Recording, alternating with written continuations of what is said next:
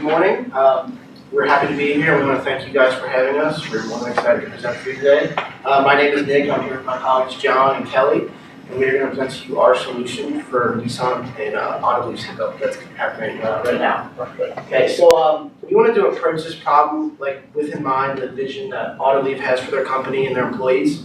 We focused on logistics along with the collaborative relationship that we would like to see Autoliv and Nissan have going through the future. So all three of the options that we came up with have the vision of saving more lives and the vision of being the leading supplier for safety systems for the future car.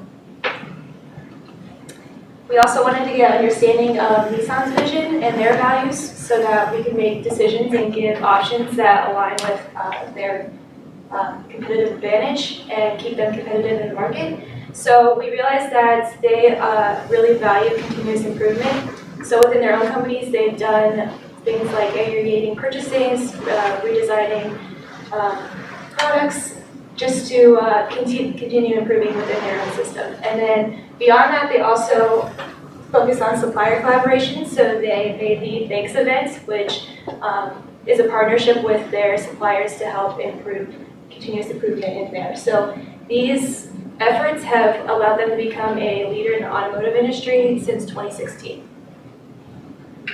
So with these in mind, we decided to do a SWOT analysis for Autoliv to just take a look at where they were doing well and where there might be some room for improvement. So some of the strengths that we found were efficiency and freight and labor that maximized the production that they were able to have. The Toyota production training that allowed for continuous improvement under the Kaizen model. And the lack of middlemen and touching that would go into having the chemicals and initiators, just having that all internalized. Some of the weaknesses that we found would be costing pressures from automotive suppliers and manufacturers, as well as competitors in the market. And then a potential loss of revenue that could come from quality over quantity. Obviously, quality is important, but there also could be just a lack of production, like quantity-wise, that could lead to unrealized revenues. And then overall, just low automation due to the high specificity and qualifications that need to go into producing the airbags. So some of the opportunities that we found were increased customer base from the Takata recall last year. Obviously that was unfortunate, but it does allow for a lot of growth in Autoliv's potential. Technological innovation with autonomous cars coming out, there's definitely more safety specifications that are going to be needed, and Autoliv is definitely a strong competitor in that industry, as well as growth rates with increased car sales globally. And then some of the threats that we found were the increasing labor costs in the United States. So there's probably pressure to move to somewhere where the labor would be cheaper, but we know that Autoliv wants to remain in the United States. And then also government regulations in terms of explosive transportation inside the airbags. So the key issue that we're taking a look at is how can Nissan reduce their shipping costs in an effective and efficient way while fostering collaboration and innovation with Autoliv. So we have several options we would like to present, one being Nissan-controlled shipping. So this would mean that Nissan has control of their products from the Ogden branch to the manufacturing plants. So they have complete control over their own fulfillment operations. There are some relevant costs that come along with this. Nissan will have to purchase multiple totes. They don't have enough currently. And then they're also going to have to factor in the extra freight expenses getting to and from Ogden. This would be an advantage for Autoliv because they're no longer going to have to worry about the freight risks that come along with traveling through inclement weather, because as soon as the product leaves Ogden, it's going to be Nissan's property. Some concerns that we have with this option is that Nissan's volume coming out of Ogden isn't necessarily enough to make this a cost-effective strategy compared to some of the other companies who use this strategy currently. And this can lead to pipeline inventory problems and lead time variability on their end. And then another concern we had was currently Autoliv is mixing products from multiple customers and then shipping those to Olive Branch. And this allows them to ship multiple times a day, which keeps their customers being able to run lean. So we have a concern that by taking Nissan out of those trucks, we're gonna have less trips per day, and that might negatively affect our other customers. So in our analysis, we wanted to keep our options open. So our second option would be like going directly to Nissan from Ogden. This would obviously have some advantages for both parties. Nissan will have no shipping or freight liability, which could alleviate some of the concerns they may have. Autoliv would have more profit transparency with Nissan. As you said, that is a key concern of Nissan, feeling like they're maybe not getting the most cost-effective shipping methods. And also, Autoliv would improve their customer relationship with Nissan. As we said before, we find that to be very valuable in the long-term relationship between the two. Some of the concerns that we found were the possible price increase due to new Autoliv shipping costs. Autoliv would most likely be traveling LTL, and they would have to cover the increased shipping liability and insurance risk for new truck routes to Nissan, which would include going through inclement weather and possible loss of inventory. So with those two options in mind, we decided to try and incorporate the best out of both of them, which would be an entirely new cross-dock. What we were suggesting is that Nissan in the Canton of Mississippi branch would build their own new cross-dock on their Canton campus. We were suggesting that Nissan would build a slightly smaller cross-dock with the intention that Nissan would be able to directly take the inventory that would be going to Canton and be able to put it right into their stores, so that they right there would just need less storage space. We were hoping that Nissan would be able to come up with a similar, if not decreased, contract with Autoliv, so that their costs for the cross-dock would not be significantly altered. And so with that being said, we found that the increased shipping costs would be roughly $2,500 to $3,000 a day. We found that based on the shipping cost of $4,950 or $4,950 over the distance from Ogden to Olive Branch, and then we factored in the 336 extra miles from Olive Branch to Canton, and then factor that into the cost. So with that being said, we are suggesting that Autoliv would be able to make up that deficit by negotiating an increased price per part with Nissan due to the nature of the simpler shipping method. They no longer have to go to the cross-dock themselves, and they would be able to have all the inventory right in their Canton campus. And then we were also hoping that we would be able to decrease labor costs as well as rent costs due to the smaller facility associated with the new cross-dock.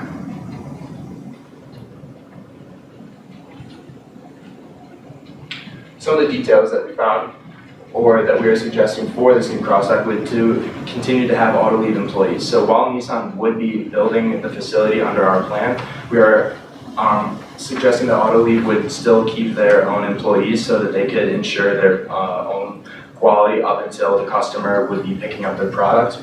We would be able to have unchanged CL shipping. We would just be increasing the distance, which would be able to maximize the shipping costs for Autoliv.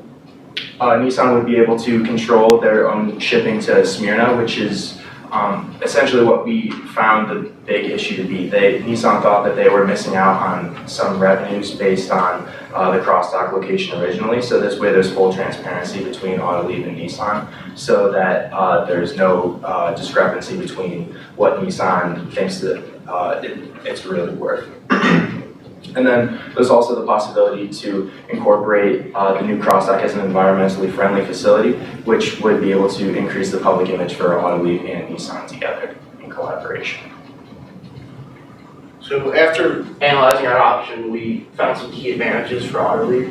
One of those being a better partnership with Nissan, which we've been stressing this entire presentation. As I said, Nissan makes up a very big portion of Autoliv's customer base, so we feel like they should be our priority partner. There's also a potential lower cost with the smaller cross-dock. As we said, we would hope that being Nissan, having a trusted partner, we can hopefully expect them to be very negotiable on the price. Also, as John stated, the green image was an efficient, state-of-the-art new facility.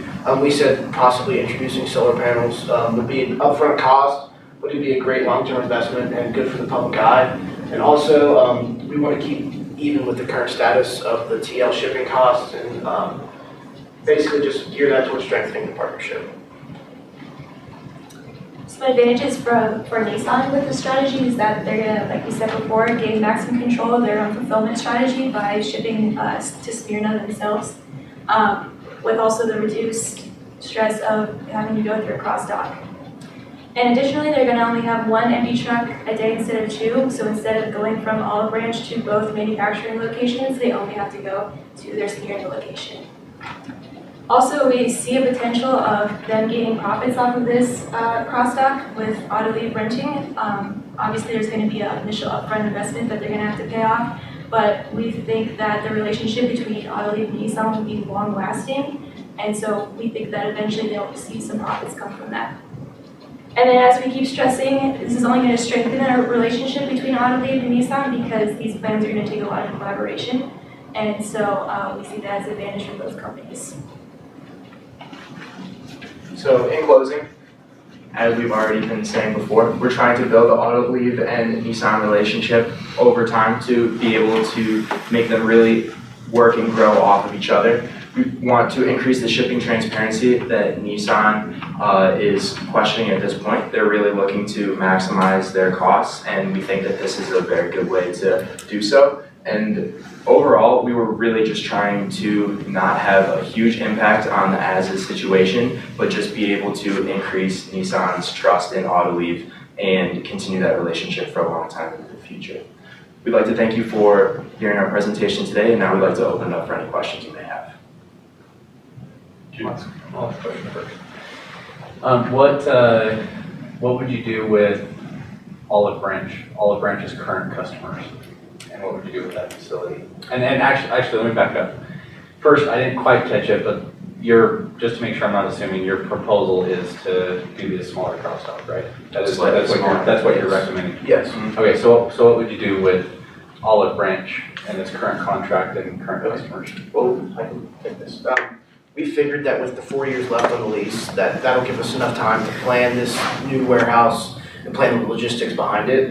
We kind of mapped out the distances between Kia, Wrangler, and Hyundai, and it's really not a far difference. If anything, it's going to decrease the freight costs for those three companies. So it's pretty logical to move it here because they're not going to be seeing much of a difference in their travel space. So I think that was one of the big things behind this. And then the idea behind the smaller warehouse would be Nissan does not have to, they're not going to need a big space because they're just going to be able to take the stuff directly from the truck and bring it right into their manufacturing area. So you would only need, I guess, 3/4 of the space now for the three other companies that are going to be coming in. Did you, so you said about 4 years to move over. The automotive industry moves incredibly fast. Did you take into consideration where Nissan could be in those 4 years or compared to the other customers in Autoliv? What the cost could be if things change between that relationship? Sorry, you're saying like if Nissan were to move locations? Yes, so, well, even Nissan's position in the market, I mean, the automotive market changes drastically. For example, we don't have Pontiac any longer.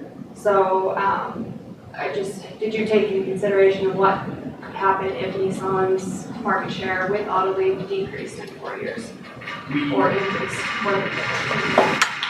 We didn't take that into consideration, but what we did consider was just how much Nissan has been improving over the last decade or so. So we are hoping, or at this point assuming, that Nissan would be able to keep their market share, and Nissan also would have the ability to build however big of a crossdock that they would need, assuming that they would be able to lease that other areas of the crossdock to other whoever manufacturers, whoever would need it, and then Autoliv would be able to lease whatever area they would need onto that crossdock.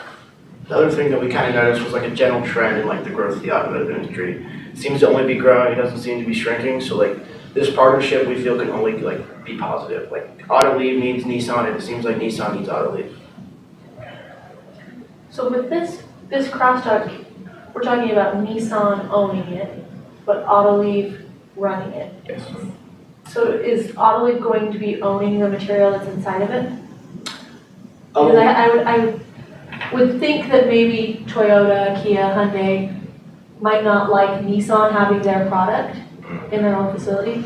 Well, It would be the same as Olive Branch, so Nissan would still own the materials that are not Nissan. Once it gets Nissan, those are Nissan's products, but the other ones would just be the same as Olive Branch. I just mean, it might be kind of a hard thing to sell, hey, Toyota, we're gonna keep your stuff in a Nissan-owned facility, and they can go in there whenever they want, they can see your products, they can see, so that might be a hard thing to sell. The idea behind that was the fact that we would still have Autoliv employees working there to Right. kind of ensure the same flow of production and the trust that's already been built by the Olive Branch location.